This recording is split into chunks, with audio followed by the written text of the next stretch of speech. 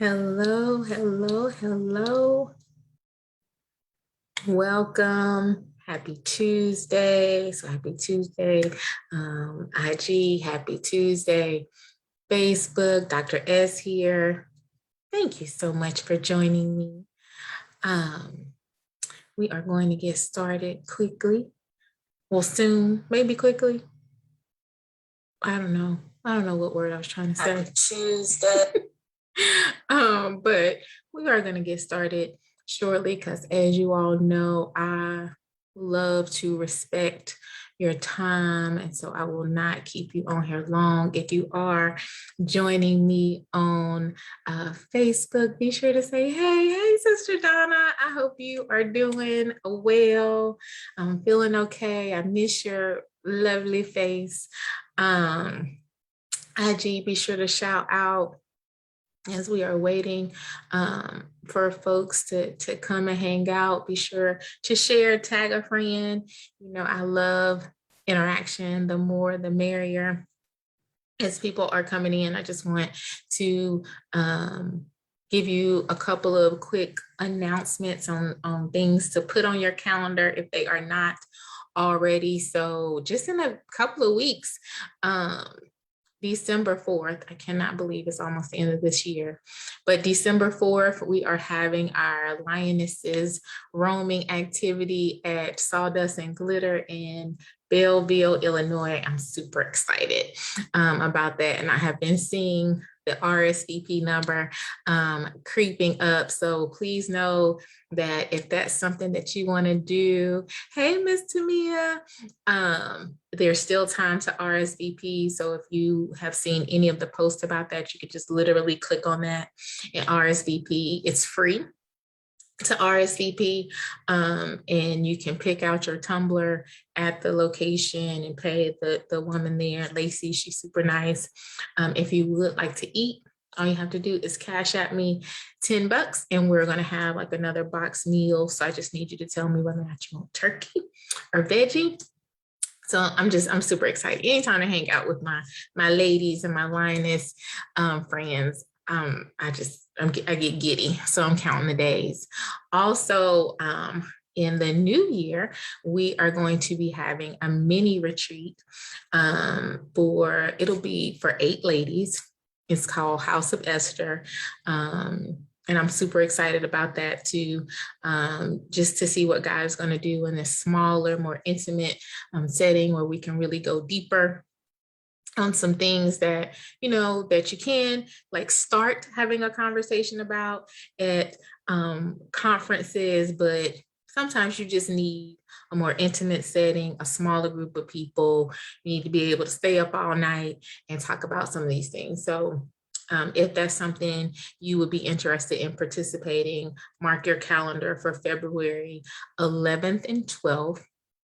I'll be posting more information about that in a couple of weeks about like cost and those kind of things. But at bare minimum, mark your calendars and start, you know, putting your few pennies aside. And then also in April the 2nd is our next Roar Like a Lioness Women's Conference. So beyond over the moon for that. It's going to be in a different location, bigger space, longer time. So all day as opposed to half a day.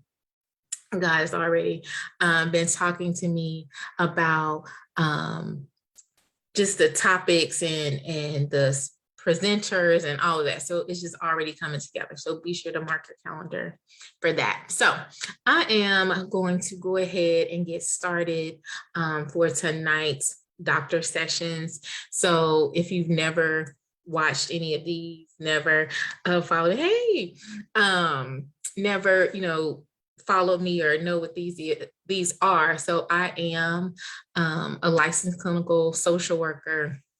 I have done therapy in the past, not doing it currently, though I always talk about starting again, but you know, we'll see.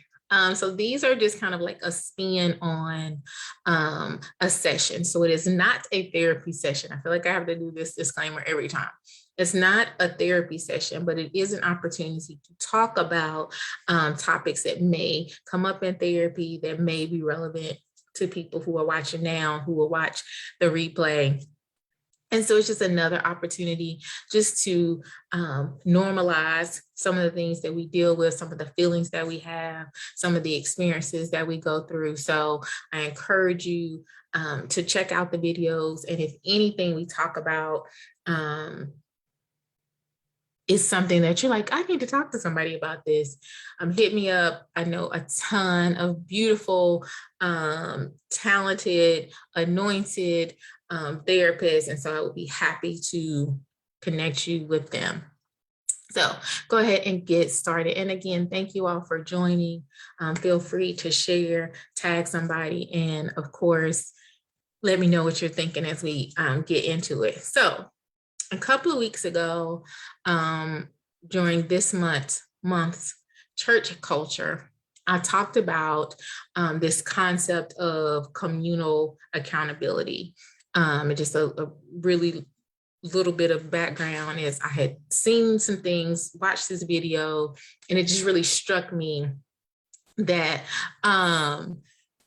that no one was holding these individuals accountable. And so I asked this question. I posted a poll on Facebook and Instagram and was like, are we in the body of Christ supposed to hold one another accountable? And the vast majority of people were like, yes, yes, yes, yes, yes, yes. And one person mentioned, well, what happens when a person doesn't want to be held accountable? And so that came up in the church culture conversation about the importance of accountability across the board. If someone asks you to be their accountability partner, great. And then also, because we are a community, we are the body of Christ. And what one person does can positively or adversely affect someone else. Even if someone doesn't ask for accountability, there are times that with love and in grace, definitely by the unction of the Holy Ghost, call to hold people accountable anyway. So there was this kind of concept of communal accountability. And so just as I was thinking about that, and then I don't know how the Lord speaks to you all, and I try not to make these like churchy per se, but if that's who you are, that's just who you are. And so it comes out anyway. But so I'll just kind of be thinking about things. God will, drop these nuggets or give me titles or remind me of a scripture or speak to me through a song. And hey, Anna. And so one day, I think it was like last week, I heard him say, like, anyway, this thought popped into my head. I saw the signs. So I saw the signs. And so as I was thinking about accountability, it made me think about personal accountability. So we've talked about like communal accountability, but like, what about personal responsibility? And in particular, I want to talk about like why we see the signs. So I saw the signs. So why we see these signs, and usually negative signs, right? So usually negative red flags. So we see these red flags when we meet people, we encounter people, we interact with people, and then we ignore them.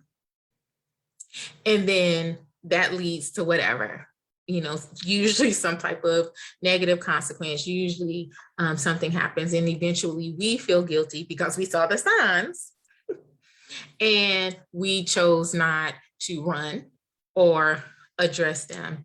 And I'll be transparent. I feel like I have lived a lot of my life, my adult life in particular, seeing signs and ignoring them, and then later being like, what was I thinking? And not to get too ahead of myself in what I want to share, but not only considering what was I thinking, but also like being mad at the other person.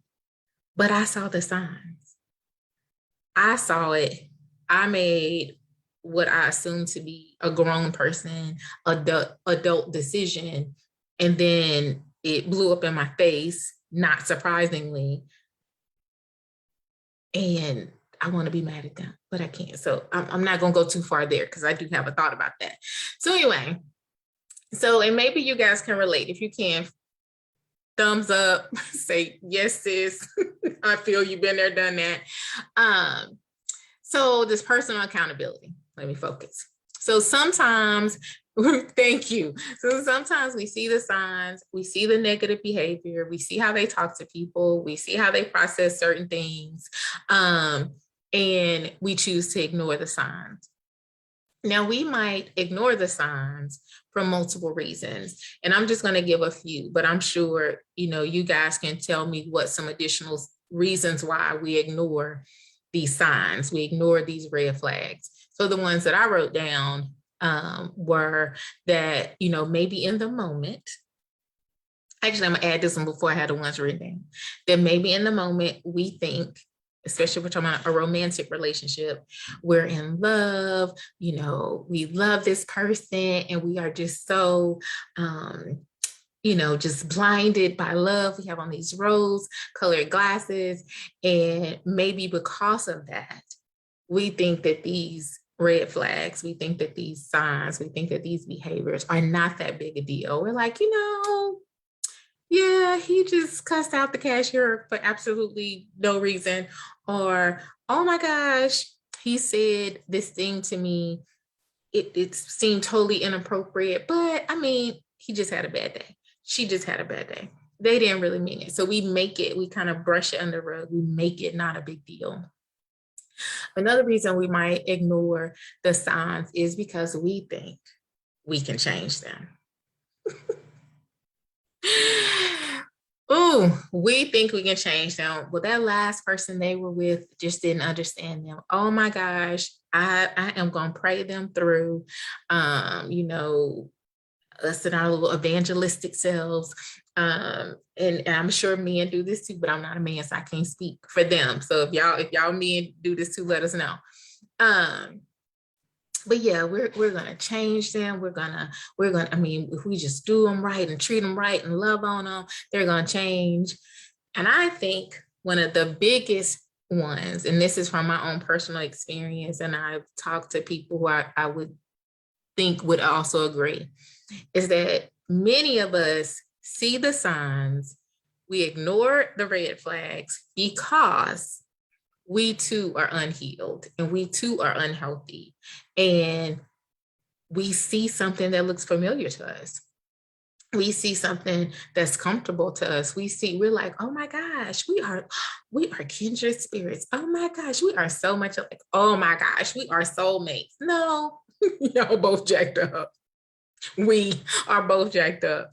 And that is seeming like it's an attraction. It's seeming like that's something good. And so we push past these signs and these red flags because it's a familiar spirit, right? We are like-minded in that way, because like-minded isn't just people who are saved.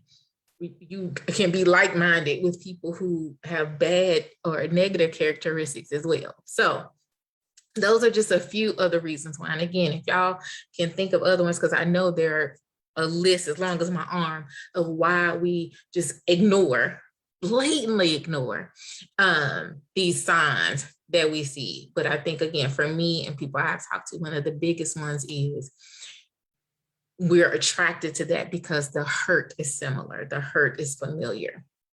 And so we just go on about our little way, not really taking the signs at the weight that they are. Like, for example, because y'all know I like analogies. So if I'm driving, right? If I'm driving and I see a stop sign and I'm like, oh, they ain't really mean stop. They meant yield. They ain't really mean stop. I mean, actually what they had meant to put right there was a green light. And so I'm going to ignore the sign that I see and respond based on what I think. That's an accident just waiting to happen. Not only that's going to hurt us, but it's going to hurt other people who have no idea because we're not heeding the signs that are right in front of us. And so that right there is a nugget in and of itself that if we wouldn't do that in the natural, if we wouldn't ignore signs, especially a stop sign or a red flag, and I think about NASCAR, which I've never really watched, but I know they do the red flag, I think. If we ignore the signs, it's a recipe for disaster. So let's think about that in the context of relationships too, and personal accountability. So a lot of times we see the signs, we're dating a person, we're, connecting with someone for a friendship or a business opportunity, even thinking about going to a church. I try to bring all of these things into it. So we see these things and we ignore them. But it's like when we really get in it, like now you're married to this person, now you're business partners with this person, you've signed a lease, a 5-year contract on this lease. You have, joined this church or whatever the case may be. Now you're like in it. You're like wholeheartedly, fully invested in this situation. And now it's like suddenly our eyes are wide open. It's like before it was like one, we had one eye open or we were squinting, and now it's like, oh my gosh, he eats with his mouth open, oh my gosh, I chose her to be my business partner. She is horrible with money. Oh my gosh, I joined this ministry and they're really it's like now that we're in it, now we fully see what's happening, and we realize the flags that we tried to make white or yellow or even pink. We're like, no. They're full-fledged red. They're red, like not in a good way, like the blood of Jesus red, but no, they're red. Like I should have paid attention. We made so we see, we're in it, we see it, and we realize I made the choice to not run away. Listen, I'm telling you, I made the choice to not run away. Like I saw it and I kept going when I really should have stopped. I should have doubled back. Or if we are going to stay in it, we choose not to even address the situation. Like we see it, we kind of brush it off. We think it's not a big deal. So we don't even talk about it. Like we just let it ride, and then it starts to fester. And that's a whole nother conversation when you really start to address it if you choose to stay in it. But at any rate, so once we come to this realization that we probably didn't make the best choice, it probably was not a smart move, then if you're anything like me, you start to feel guilty. That condemnation starts to kick in. You like wonder if you have any sense, like you feel completely stupid. Or as I kind of alluded to earlier, you get mad at the person. But they were that way the whole time. They haven't changed. They are still them. So even though we're feeling some kind of way now, because now we are eyes wide open, we're mad at them. But it's not their fault. It's not their fault. It's not really their fault because they showed who they were. And we chose not to assign the necessary weight to the red flags. And so remember, we're talking about personal accountability here. And so I want to say this right quick, because I know some people would say, no, like legit, I really didn't see the signs. When you think about, this is an extreme example, but when you think about like serial killers and stuff like that, it's not funny. I shouldn't have chuckled. But when you think about serial killers, their neighbors are like, oh my gosh, they were such a nice person. Or, oh my gosh, they were so gentlemanly, or she just seemed like she had it all together. So there are some people who can fake it really, really well. They can mask their true intent really, really well. I would dare to say, though, that even those people, at some point, you see a glimpse of their real self. At some point, there's a little crack in the veneer. There's a little, something just don't sit right in your spirit. Something, if it's just my gut, something my gut is telling me, or it's something about how they respond, something about how they handle it. Is something that they demonstrate that really shows their authentic self, and we choose to ignore it. We choose not to give it the weight that it deserves. And so I say that to say, so it's not, of course, it's nobody's fault that they end up in abusive relationships, or, God forbid, something even be worse than that happens. So please hear me when I say that. I'm not blaming the victim or anything like that. I'm simply saying that people show you who they are, and we have to make conscious choices to see that, right? We have to make conscious choices to see what we see, and to see it through like this clear lens of reality. So I mentioned the rose-colored glasses earlier. We have to see it for what it is. Don't sugarcoat it.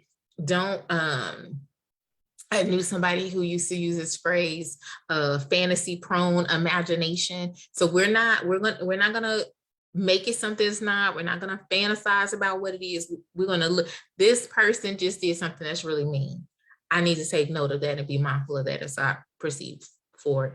This person seems to not, why they always asking somebody for money? Why are they always late on their bills? No judgment, but just, is this someone that I think would be a good business partner? Like, we have to look at it through the clear lens of reality, and not what we're hoping for, not what we're dreaming, not what we're fantasizing, now we can fix it, none of that. No, we have to see it through clear eyes, right? So as we are thinking about situations where people have shown who they are, we've seen the signs, we've seen the red flags, we made a conscious choice to ignore them, and now you're either in the midst of it and trying to figure out how you can get out, or you're maybe on the other side, but you're still feeling some guilt and shame about that. Like, what do you do? So I just want to give you a few steps. And if you guys have any questions or any thoughts, feel free to share those in the comment section. So what do we do with that? So the first thing we have to do is acknowledge that we made a choice. So this is the first part of holding ourselves accountable. So this personal accountability.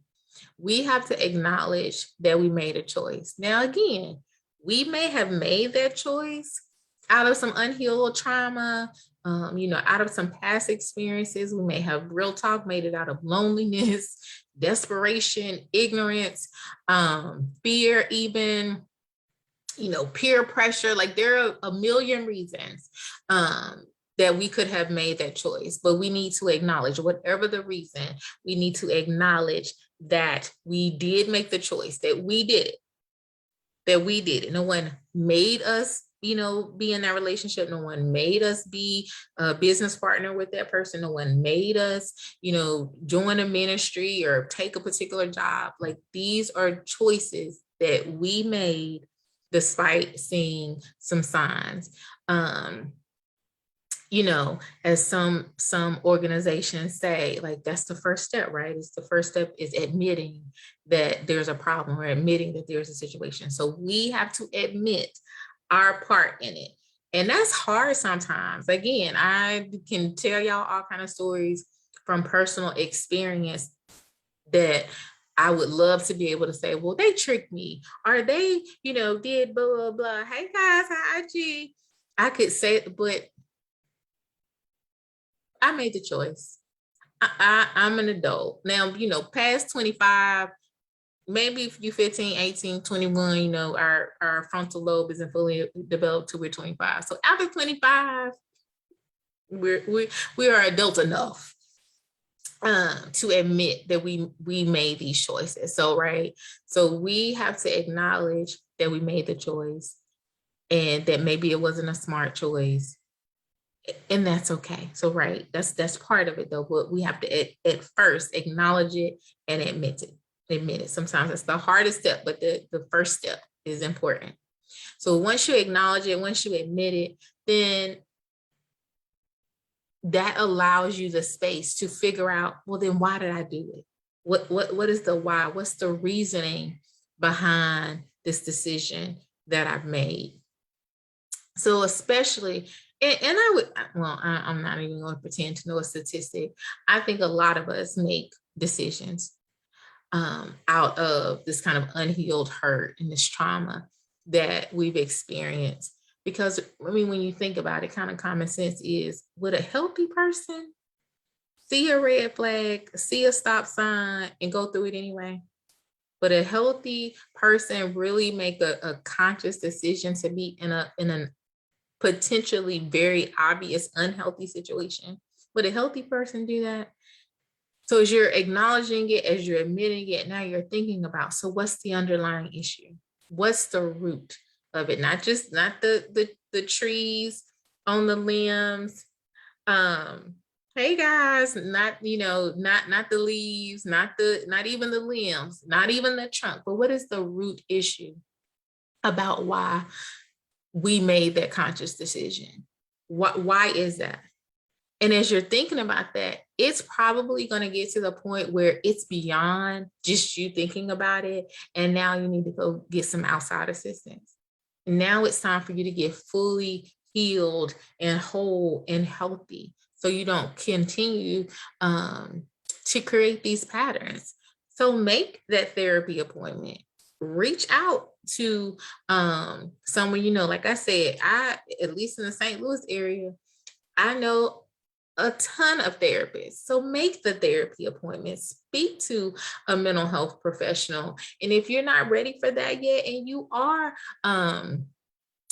a member of a ministry that has a solid and firm understanding of mental health and mental health issues, then maybe you do start, with your pastor or your leader.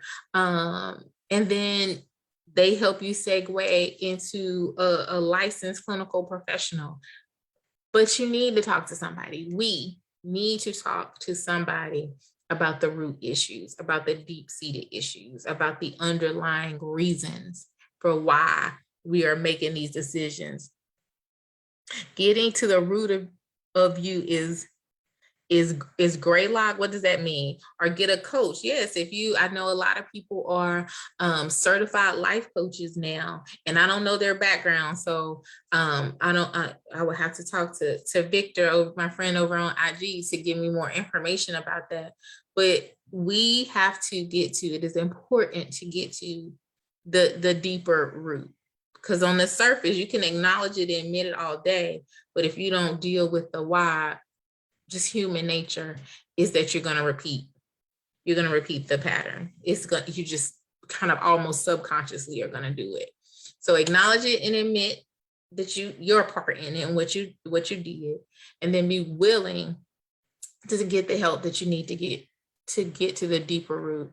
And then as you're doing it, as you're going through this process, as you're taking time, yes, getting to the root of you is helpful. I mean, it's mandatory. It's mandatory because, as I mentioned, part of the reason we ignore the red flags is because we feel this connection with this person. And so if you don't get to the root, then anytime somebody comes around, you're going to be attracted to that. I remember seeing it was a meme going around for a while, and it was like something about how if you're a helper, you attract like broken people, some kind of way it was worded. Now, there's some instances where that's true, but usually you are attracted to and connected to people who are similar to you. So if broken people are attracted to you, it's very possible that you're just broken and they see something in you and you see something in them. Could you be, a healer, a counselor, a therapist by nature? Sure. But most healers, counselors, therapists, if you ask anybody who went through social work program, counseling program, almost all of us will tell you the reason why we're in this profession is because something happened to us and we wanted to process it. We wanted to know why. And so even if people are attracted, it's because still something similar in there. You still do what you were working on, right? You're still doing what you were working on. So yeah, so you got to deal with it. And as you're dealing with it, as you're acknowledging it, admitting it, getting to the deeper root. Part of this too is going to be that you have to forgive the person. You're going to have to forgive yourself, and you're going to have to let it go. And again, I know some of this stuff, if you're watching it now, if you're watching the replay, you might be like, that sounds real good, Dr. S. That, I get it. However, you don't know what they did. You don't know what they said. You don't know how I felt. People are just a reflection of them helping themselves and other people. That's right. I get it. Because again, this video could be all about the very dumb choices that I made and how I felt about it and how I felt about the person after it happened. So I know it can be harder than just me saying it. However, as someone else used to say, just because it's difficult doesn't mean it's impossible. You can do it. And if you are a Christian, you're mandated to do it. You're mandated to forgive them. So forgive them, forgive yourself, and let it go. So going through this process will help you get to that place where you can forgive them and you can forgive yourself, and you have to let it go. And here's a side note with that. Sometimes we don't want to forgive the other person or people or whatever the situation is, not because we're necessarily mad at them or offended by them or upset with them, but sometimes it's because we're really mad at ourselves because we ignored the signs, right? So we're mad at ourselves, but we don't want to take responsibility. So it is easier for me to project my frustration, my anger, my feeling some kind of way onto you than it is for me to hold the mirror up to myself and be like, again, why was I doing this? Why did I see the way they kicked that dog and I still thought they would be a great pet lover? You know what I'm saying? It is easier sometimes to just transfer those feelings and emotions and hurts to other people so that we don't have to take responsibility. But this whole video is about personal responsibility, taking responsibility for our actions. So is it possible that they did some shady things, some stupid things, some things they shouldn't have done? Sure. Mm-hmm. Did they hurt you? Did they treat you wrong? Did they take advantage of you? Probably so. Sure, definitely. They did that. Would you like them to acknowledge their part in it? Would you like them to apologize? Of course you would. But guess what? No matter what they did, no matter how they did it, they might never acknowledge it. You might never get your apology. They might not ever say sorry. They might pass you on the street and like nothing happened. So we have to push past that. We have to push past the fact that they may never do what we're saying that we need to do. They may never do that. But even if they don't, you still have to forgive them. If you have to sit yourself in therapy, there's this tool called the empty chair, like role play exercise, and you imagine the person in the chair across from you. And so it might even be something like that where you have to be like, and I would encourage you to do this with a therapist. But, or even if you journal it, to be like, if I could say all these things to this person, or if I could imagine what they would say to me, like whatever steps you need to take to get to that place for you to forgive them and forgive yourself and move on, then please do it. I encourage you strongly to do it. And as you are acknowledging and admitting and forgiving, it all goes together. It just all comes together. When you take on your part, it takes less of that responsibility off of them. When you say, okay, maybe it was 85% me and only 15% them, you know what? Let me forgive them for their 15%. Let me work on myself and work through this 85%. And then you can be like, you know what? They were hurt like from past things, and that's why they did that. I was hurt from my past life, and that's why I accepted it. You know what? It's a new day, and it helps you be able to get to that place of forgiving.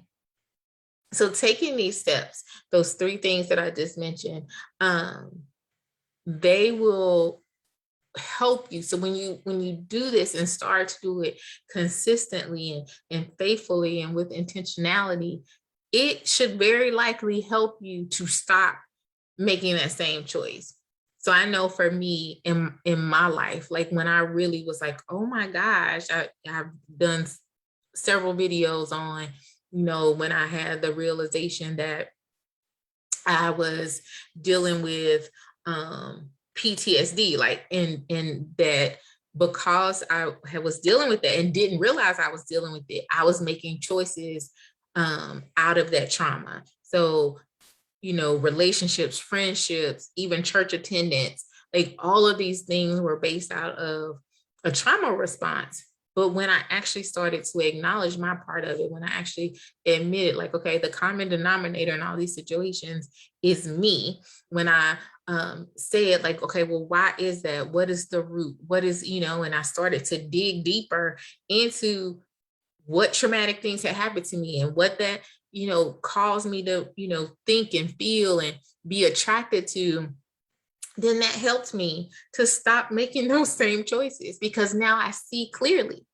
Now it wasn't the rose colored glasses, it was trauma colored glasses. What now that's out of the way, and that's moved, that's removed. And so now, if X, Y, and Z presents itself to me, I'm like, nope, I see the sign.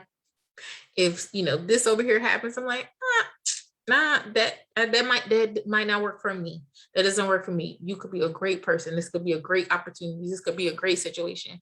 But for me, it is not a smart choice. And I don't have to feel compelled to move forward with it out of trauma or fear or, I'm gonna hurt your feelings, because now I'm in a healthy place.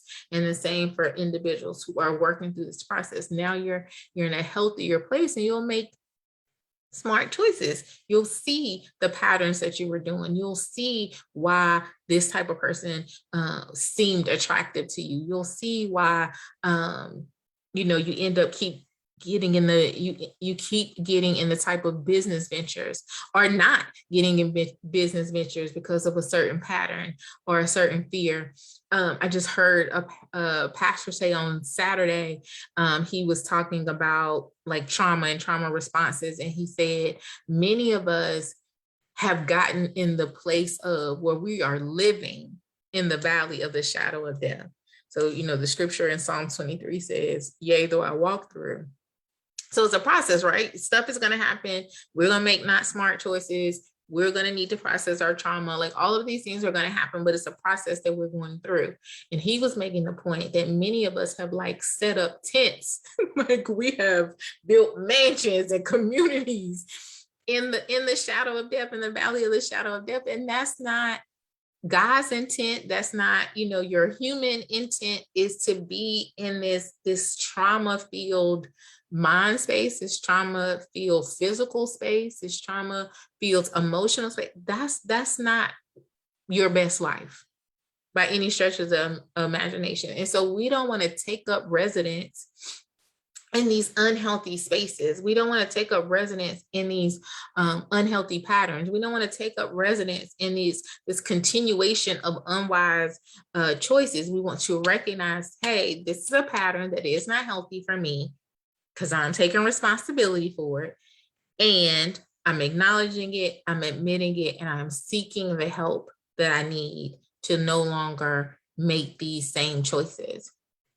And I encourage you to think about it. So, as you watch this video and you hung out with me, I thank you for that. As you're watching the replay, what are some patterns that you have perpetuated, you have allowed to continue? So I have spoken about, like relationships, but it's not just relationships. I talk about relationships because we're human, we're people, we interact with other people. And so what are some choices? Maybe it's financial. Maybe it's not, a relationship, but maybe it's financial. Maybe it's jobs. Maybe it's just, you'll start a project or start a business, and you falter, you fall through, you give up, that's still a pattern. And those are still red flags. And those are still things that this process will work with. Why am I doing it? Admitting that it's on you and you have to take your personal responsibility. So I just really wanted to share that because, like I said, this whole I saw the signs and this way we kind of backpedal from seeing the signs, wanting to blame the other person, and we need to take responsibility. It is important for us to have personal accountability for the decisions that we make, because life isn't always happening to us. Sometimes we are helping it happen. Oftentimes we are helping it happen. So I hope that this has been helpful to you, this whole concept of personal accountability, of seeing the signs. And if you are finding yourself making these kind of continual, I hate saying bad, so I don't think I've said this entire time, but making unhealthy choices, unwise choices, then really take some time, do some reflection. Don't judge yourself, don't condemn yourself, but take the time to really, really, really do some reflection, really, really do some introspection of yourself and why, and go deep. Call the therapist.